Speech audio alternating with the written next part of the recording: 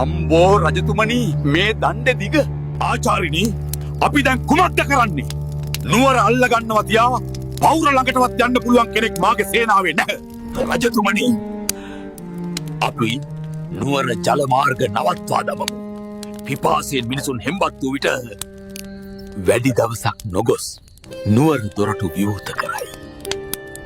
සතුරන්ගේ මේ රහස් සැලසුම චරපුරුෂයෙකු මාර්ගයෙන් මහෝෂධ පණ්ඩිතයන් වෙත ළඟා වුණා. කේවට්ට මහල්ලා තවමත් මා මහෝෂධ පණ්ඩිත් බව නොදනි. එසේ සිතූ පණ්ඩිතයන් වහාම ක්‍රියාත්මක වුණා. හැටරියන් උණදණ්ඩක් පලා ගැට ඉවත් කර හිමාලයේ පස් හා බීජ පුරවා නැවත සකස් කළා. එදින රෑහිම එම උණදණ්ඩ මුදුනේ විශ්මිත ලෙස අලංකාර මලක් පිපී තිබුණා. පසුදින මේ විශ්මිත මල දැක මුළු නුවරම මවිත වුණා. පණ්ඩිතයන්ගේ අනින් සේවකයෝ චූලනී රජුට නින්දා කරමින් එම මල පවුරෙන් පිටතට විසික් කළා. ඒයි බ්‍රහ්මදත්ත සෙබළුනි මේ මල් ඔළුවේ ගහගෙන මේ දණු කාපල්ලා බඩගින්නේ නොමැරි. සතුරන් මවිතව සිටියදී ඔවුන් අතර සැඟවී සිටි මහෝෂධයන්ගේ චරපුරුෂයෙක් ඔව චූලනී රජුට පෙන්වීමට රැගෙන ගියා. දේවයන් වහන්සේ බලන්න. මෙතරම් දිග ඇඹුල මලක් හා දණ්ඩක් මා ජීවිතයට දැකලා නැහැ. වහාම මැන බලනු. දණ්ඩ මැන බැලූ පසු චරපුරුෂයා කී බොරුවට රැවටුණු රජු ජල මාර්ග නවත්වා නුවර එල්ලීමේ අදහස අත්හැර දැම්මා.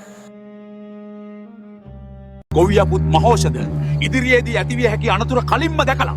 දේවයන් වහන්ස මියුළු නුවරට බාහිරින් එන වීසහල් සැපයුම අපි වහාම නවත්තමු. බඩගින්න උහුලාගත නොහැකි වූ විට ඔවුන්ම නුවර දොරටු අපට විවර කරයි. සතුරන්ගේ මේ රහස් සැලසුම චරපුරුෂයෙකු මාර්ගයෙන් මහෝෂධ පණ්ඩිතයන් වෙත ළඟා වුණා.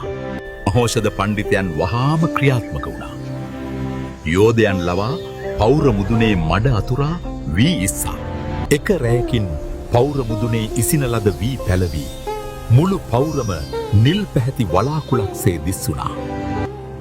පසුදා උදෑසන මෙය දුටු චූලනී රජු අර පෞර මුදුනේ නිල් පාටින් පෙනෙන්නේ කුමක්ද? දේවයන් වහන්සේ ගොවියපුත් මහෝෂධ ඉදිරියේදී ඇතිවිය හැකි අනතුර කලින්ම දැකලා මුළු රටේම වී නුවරට ගෙනල්ලා. ඒ නිසා ගෙවල් වල වී පිරিলা ඉතිරිලා.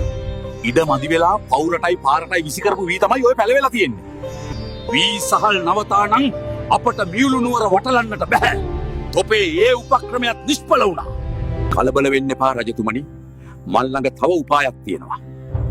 අපි මියුළු නුවරට දර ගෙනියන එක නවත්තමු. කැලෑ නැති නිසා උයා ගන්න බැරිව ඔවුන් නුවර අපට බාර දෙයි. කේවට්ටයාගේ මේ උපක්‍රමයක් චරපුරුෂයෙක් ලවා කලින්ම දැනගත් මහෝෂධ පණ්ඩිතයන් වහාම ක්‍රියාත්මක වුණා. නුවර ඇතුලේ දර නැහැ කියලා හිතුවට මහෝෂධයන්ගේ අනිත් යෝධයන් මේවා අරන් උයා කාපල්ලා කියමින් මහා ලී කඳන් සතුරන්ගේ ඇඟටම විසිකලා. ඒ දර්ශනය හා චරපුරුෂයා නැවත කියූ බොරුව අසා බොහෝ සෙයින් කෝපයට පත්වුණු චූලනී රජු කේවට්ටයාට බැනවැදුනා.